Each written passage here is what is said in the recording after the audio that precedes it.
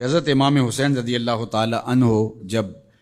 راستے میں تھے اور حر بن یزید ریاحی مقابلے میں آ گیا اور ان کے ساتھ کوفی بھی تھے،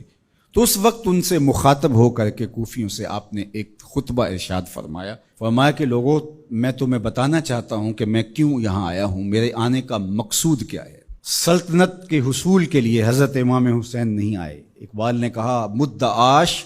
سلطنت بودے اگر، خود نہ کر دے با چنی ساما سفر۔ اگر ان کا مقصود سلطنت اور تخت و تاج ہوتا تو وہ اتنے تھوڑے افراد کے ساتھ اور بچوں کے ساتھ یہاں نہ آتے۔ ان کا مقصود یہ نہیں تھا۔ ان کا مقصود کیا تھا اور وہ کیوں آئے تھے، ذرا ان کے کلمات سنیے، اس سے آپ کو فلسفہ شہادت حسین بھی سمجھ میں آئے گا اور امام حسین رضی اللہ تعالی عنہ کے قیام کا مقصد بھی سامنے آئے گا۔ ہم تو یزید کے اس لیے خلاف ہیں کہ اس نے امام حسین رضی اللہ تعالیٰ عنہ کو شہید کیا ہے، وہ قاتل اہل بیت ہے، لیکن جب امام حسین رضی اللہ تعالیٰ عنہ یزید کے مقابلے میں کھڑے ہوئے تھے اس وقت تو وہ قاتل اہل بیت نہیں تھا۔ یہ جرم تو اس کے نامہ سیاہ میں بعد میں آیا، جب وہ کھڑے ہوئے تھے تو ان کے نزدیک تو یہ بات نہیں تھی جو ہمارے نزدیک ہے۔ امام حسین رضی اللہ تعالیٰ عنہ ان کے اعیان و انصار کا قتل کرنا بہت بڑا جرم ہے اور اس وجہ سے بھی ہم یزید کے خلاف ہیں، لیکن اس کی دوسری وجہ وہ ہے جس وجہ سے امام حسین یزید کے خلاف تھے، ہم بھی اسی وجہ سے یزید کے خلاف ہیں۔ اب وہ کیا وجہ تھی جو امام حسین رضی اللہ تعالی عنہ نے بیان فرمائی؟ یہ کوئی مبہم وجہ نہیں ہے کہ زمانے تک پہنچی نہیں ہے۔ یہ الگ بات ہے کہ کربلا کو ایک کہانی اور ایک قصہ بنا کر کے جو ہے وہ لوگوں کے اندر مروج کیا گیا اور اس کی معنویت، اس کی حقیقت اور اس کی مقصدیت پر پردے آ گئے۔ سنو امام حسین رضی اللہ تعالیٰ عنہ نے کیا فرمایا، الا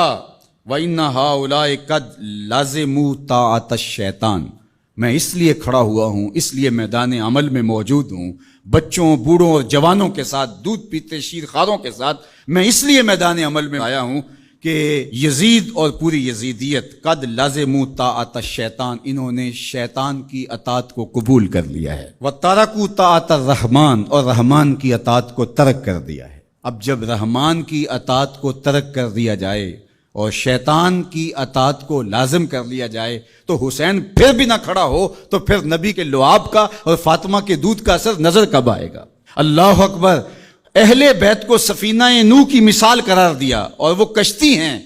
اور جب طوفان آئیں گے تو کشتی اس وقت کام دے گی۔ اگر کوئی فوج میں بھرتی ہو اور جب جنگ لگے تو اس وقت وہ چھٹی پہ چلا جائے، تو یہ سوائے لطیفے کی اور کیا ہو سکتا ہے؟ جب حضور نے اہل بیت کو کشتی قرار دیا تو جب امت پر طوفان آیا اور شیطنت پورے جوبن پر آئی، اگر یہ کشتی آج نہیں کام آنا تھا تو پھر کب کام آنا تھا؟ اس لیے حسین ابن علی کو اس وقت کھڑا ہونا پڑا، اس لیے کہ کشتی نے طوفانوں میں ہی تو کام آنا ہے اور طوفان تو بفر چکے ہیں۔ انہوں نے قد لازموا طاعۃ الشیطان، شیطان کی اطاعت کو لازم کر لیا تھا، وترکوا طاعۃ الرحمن، اور رحمان کی اطاعت کو ترک کر دیا تھا،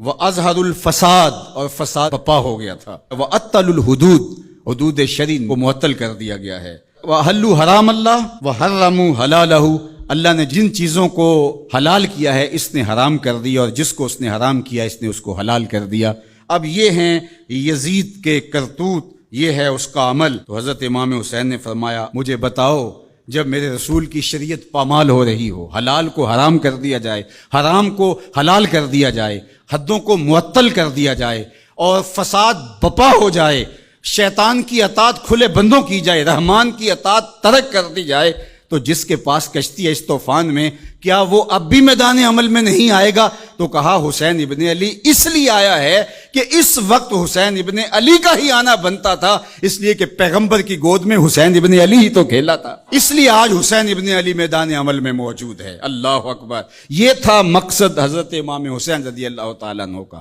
نہ تخت و تاج کی چاہت تھی، نہ کوئی بغاوت تھی اور نہ جلد بازی کا نتیجہ تھا، بلکہ بہر حق در خاک و خون غلطی داست، مقصود حضرت امام حسین رضی اللہ تعالیٰ عنہ کا حق کے لیے خاک و خون میں اپنے آپ کو ملانا تھا، پس بنائے لا الہ گردی داست، اور لا الہ کی بنا کو حضرت امام حسین نے قائم کرنا تھا۔